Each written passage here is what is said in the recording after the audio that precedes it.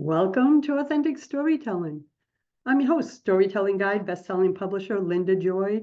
You may also know me as the publisher of the beloved Aspire magazine.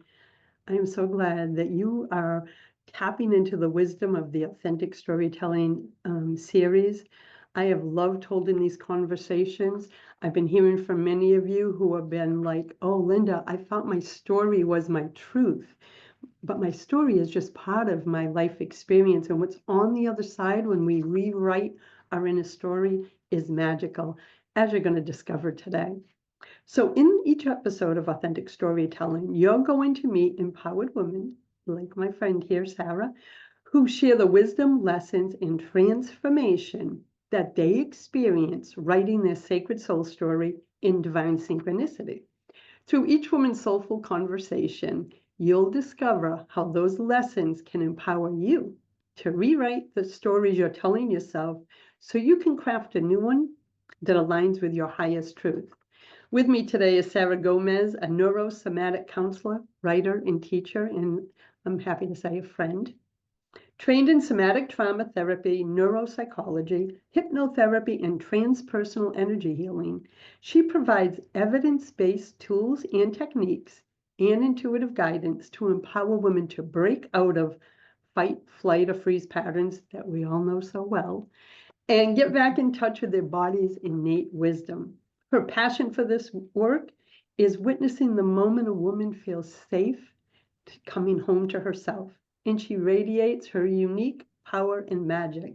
You can learn more at saragomezhealing.com. Everything's down in the show notes. Welcome, Sara. Thank you, Linda, my fairy godmother of storytelling and visibility. Nice Well, to be I with have to you. say, we were chatting before we came on, and there's a thread in your story that just so aligns with the whole message of divine synchronicity, women's stories of magic, miracles, and manifesting. And we're going to talk about that today because when her and I were speaking privately, I was like, oh my goodness, when you hear the divine synchronicities, but also the wisdom that Sarah's going to share about, sometimes we hold on so tight to a dream or a vision that we're not allowing ourselves to see what's actually possible when we let go. So her story is called The Bear Story. And I want to start with this beautiful quote from her story. Don't be afraid to claim what you need at the risk of letting down someone you love. It may be what you both wanted all along. Because I know your story, that one's really resonating, but I think for all of us, that can resonate for so much. We are always putting our needs last, thinking, well, I should feel this way, do this, etc., because of the person I love. And we project a story, don't we? Yep. And so let's dive in. So what would you say is the key theme or life lesson that's shared in your story? So I think and I like that you picked that quote because I think that it speaks to the theme, which is kind of twofold. It's really about reclaiming yourself, and it's about getting back in touch with that inner divine wisdom that really has all the answers. And I think the quote that you mentioned, this fear of claiming what you need, I think so many women can relate to this because I think it's sort of ingrained in us from the time that we're young that we need to suppress our own needs and we need to focus on the needs of others. And in doing that, you're not allowing yourself to fully and authentically show up. You are actually denying the people that you love the opportunity to fully love you. And people that truly love you will never be let down by you showing up authentically, because it is a gift to be able to love all of someone. And I think in that as well, this magical thing happens when you reclaim yourself, you connect back with this inner wisdom that has all of the answers to life's problems. And in my story, not to dive too deep into it, but I was on almost a decade long journey to become a mom. And, that included endless rounds of IVF. And I really fought my inner wisdom, which was kind of telling me to let go. And I thought I had excellent reason to tell it to shut up because I had this figured out. I had this amazing husband who his wish in his life was always to be a husband and a father. He can't fight this battle.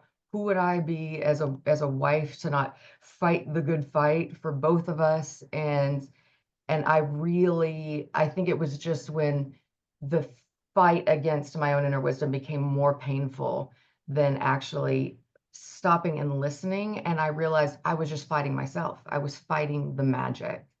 And um, and in doing that, I mean, talk about divine synchronicity, Linda. We have to share this because you just heard her say a decade of trying to become a mom, but also the internal struggle, as you just Yeah. beautifully shared, of trying to push it and make it happen. And Mm-hmm. I'm going to hand it to you because in this case, I think it's really important that we talk how like the story ended, and then because you let go, the divine synchronicities that happened during the storytelling editing process, like I remember tears coming in my eyes when you let me know of the beautiful news that you're going to share, right? And I was like, this is what divine synchronicity book is all about. And you lived it, you experienced it. So go ahead, bring us into that part of the story of how it ended in the story itself, and then what unfolded since. I think in in the story itself, when I finally let go, I was also so terrified that I was being such a horrible person to my partner.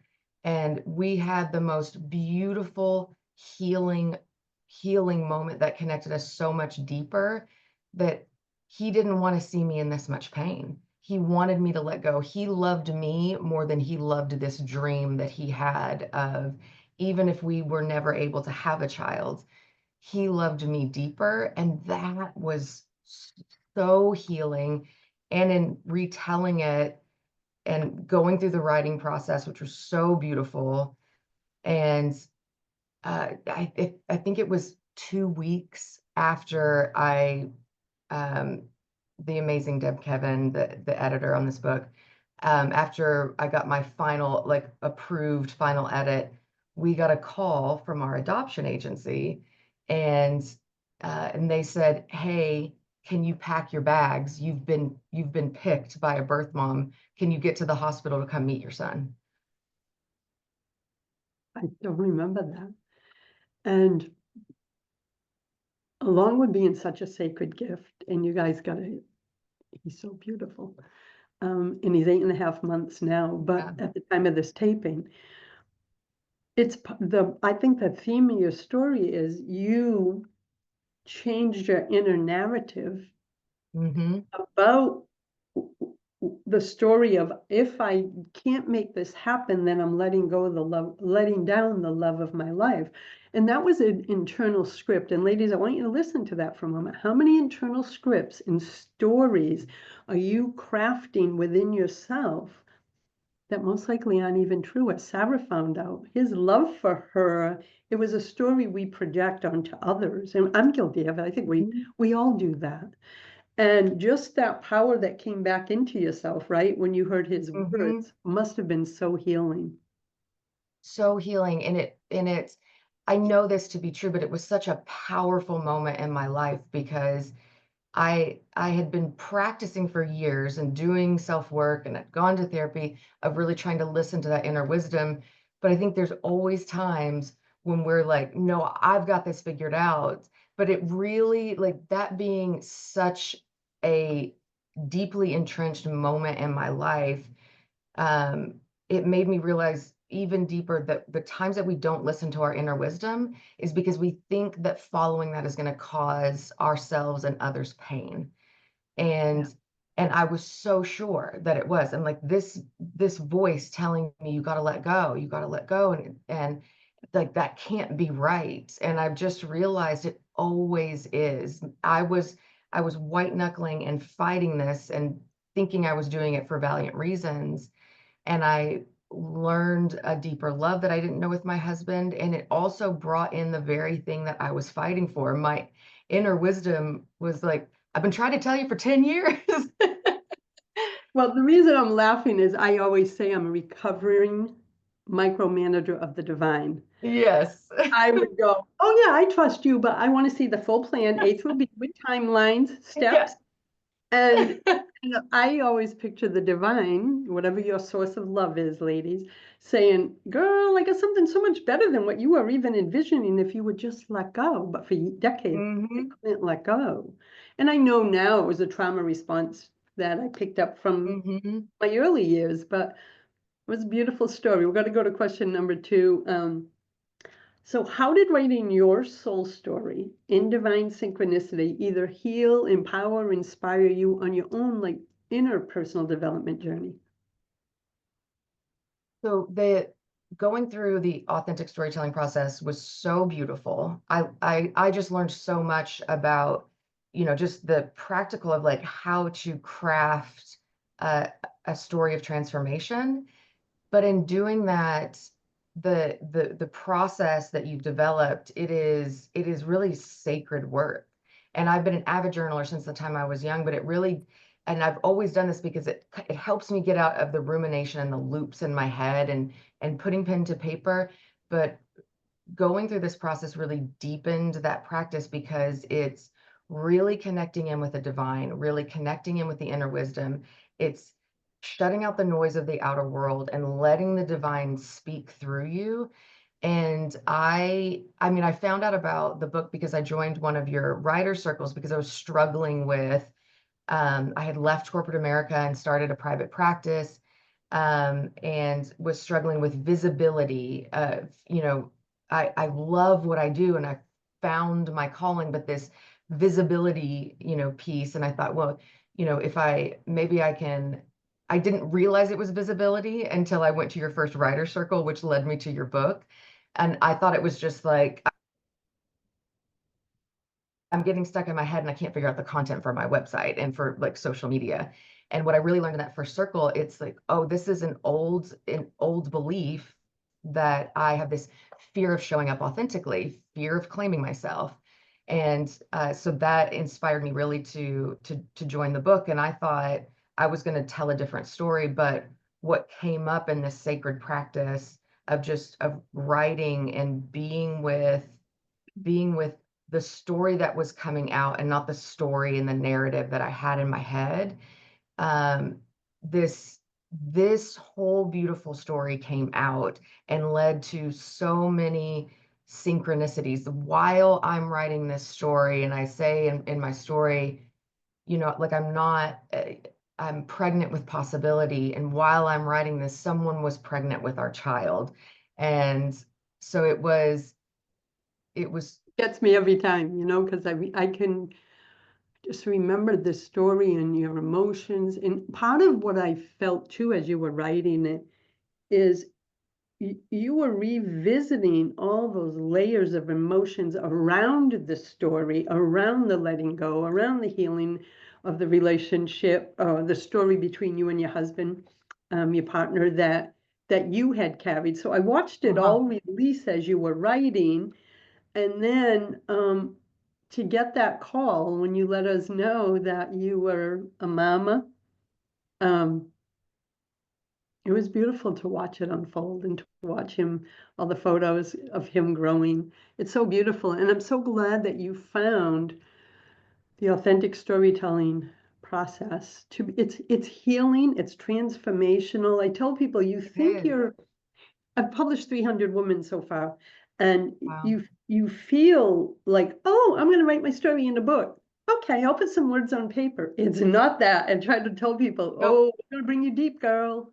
It's so much more. And just even coming up with that story and revisiting that time, it brought in so much healing and it made me really connect those dots where I think you can just kind of like, oh, that was a transformational moment in my life and just move on.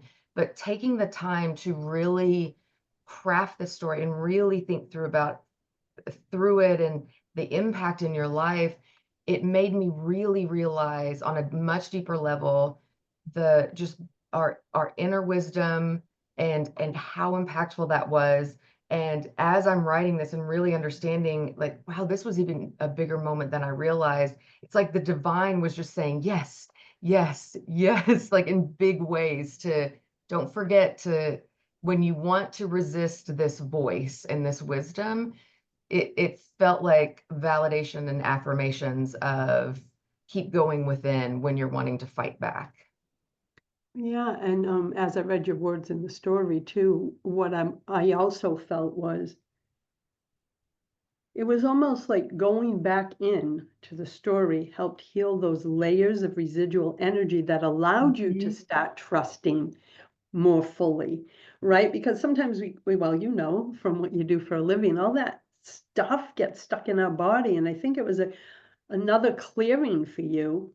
And then look what happened. The divine goes, Yes. yes, she's let go. She's trusted. Here's the dream that you envisioned for so long. And the way it happened, I mean, for you to get chosen, you and your partner get chosen, hurry up, get to the hospital. Just Yeah. all of it was so magical. And I think I needed that process, this writing process, and really writing the story, like you were saying, to clear some of that residual, to clear out a bigger space and a bigger container to be able to hold my beautiful child as the mom that I've always wanted to be. Yeah. And isn't it kind of like that in life and in business? Like we have to have our own energy field aligned with that which we wish to call in. Like I'm working on a giant project right now, a sacred project that I'll be announcing. And I actually had to expand to be able to hold the vision, right? So that I could call in that vision. But if I was in constriction, control, fear, I think we make our life so much harder. So there's another theme, ladies, Mhm. through Sarah's story as well as many of the other stories. So we'll go to our final question. What's the May wisdom? I just add one thing, Oh, of Linda, just on course. that, because I think I've used the authentic storytelling kind of process so much in my business now. Anytime I'm doing, behind the scenes work and operational work, anything that I do, I sit down and I align and I let my inner wisdom come do the work for me instead of, this the thinking brain. So I think for anyone that's trying to connect into that inner wisdom, the authentic storytelling process is a great way to tap out of that, to tap out of your mental loop and tap into divine wisdom. Oh, thank you for that. Thank you. Because I've had a lot of women tell me, and as I shared, my company's published 21 books, over 300 women. And so many women over the years have said to me, Linda, I know this is a publishing and writing thing, but this is a personal development tool. Yes, And I absolutely. know I keep getting some local organizations asking me to come teach it as a personal development tool. And then, of course, I got others that say, will you teach it as a writing style? So I'm sitting with that because just hearing even this, just hearing your feedback, I know how powerful it is. Storytelling has changed my life, my inner script, and to watch so many women go through it and just come out lighter, energetically Mhm. lighter. It's like they shed so much. So it's a beautiful gift to me too. So you've already shared so much wisdom, but if is there a piece of wisdom, inspiration, or guidance that you would love to share with women today? I would, I mean, I think we all have fears that are holding us back and keeping us from being our authentic self and fighting our inner wisdom. And I would just remind everyone, because it still happens with me. I didn't have this transformational moment, like now I don't fight my inner wisdom anymore, but I try to now let that be an invitation to, okay, I might be missing the lesson here, and this is a time to go in and not go looking for the answers outward. And I believe every woman has a powerful testimony to share that can help others heal. But when we're fighting that, we're not able to proclaim ourselves and put ourselves out there. And who knows, you might be able to help heal in doing that. My husband has something that that he says all the time that I love, you can't have a testimony without a test. And if you're Oh, willing to face that test and go through that, then imagine how healing your testimony could be for others. that's so beautiful. And that really hits home because it's why I do what I do. My background, all my struggles, welfare mom, all this. Aspire is still free 19 years later because I remember feeling like if this is going to be my purpose, because I was given that in a dream, then I wanted to lift women up because I remember needing to be lifted up in my darkest days and I didn't have a connection to women who had been there on the journey before me, right? So I was always trying to map out my journey. But when women come together and share their truth through storytelling, through this conversation here, there Mhm. is a woman sitting this right now going, oh my God, Sarah, that's me. They're in this, probably the Mhm. same exact struggle, and you just gave them hope. Someone else may not be in that same exact struggle that you were going through, but they're hearing the wisdom you're sharing. Maybe they know they're holding on too tight and stuffing down their inner Mhm. wisdom. I really believe with all my heart that when women come together like this, magic happens. I agreed. I believe it's my mission. That's why I use my platform for good to elevate the voices of women like you. And just, I know that every time an issue of Aspire goes out of a book or anything, this conversation, my intention always is so that I can stay in my heart and not the controlling ego, is if even one woman, just one, here's the wisdom, words, Yeah. inspiration of my guest, of this issue, of this book, then my job is done, and so it is, right? All we have to do is support one woman at a time. Yes. And then the ripple effect, and I know we're going a little over and going off, but I think it ties in so beautifully. Sometimes our mind wants to envision this big ripple of transformation when we're business owners or even in our everyday life. But that can keep us frozen and stuck, Mhm. right? Because it's too big. Who am I to think I Mhm. can change 1,000, 10,000, a million lives?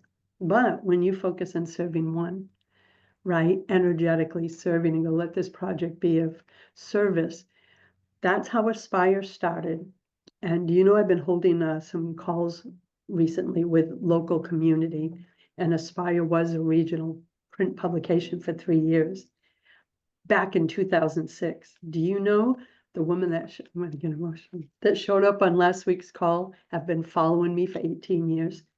They're Wow. subscribers. They showed up on a free call I did because I wanted to see what topics they're looking for. And the feedback I got was, okay, I touched them, whatever way, even though I didn't know it. In many cases, we don't know. We don't know who's watching this right now, Sarah, Yes. who is being transformed, who is being uplifted. Then she's going to go about her time. Her family will shift, her relationships, her career.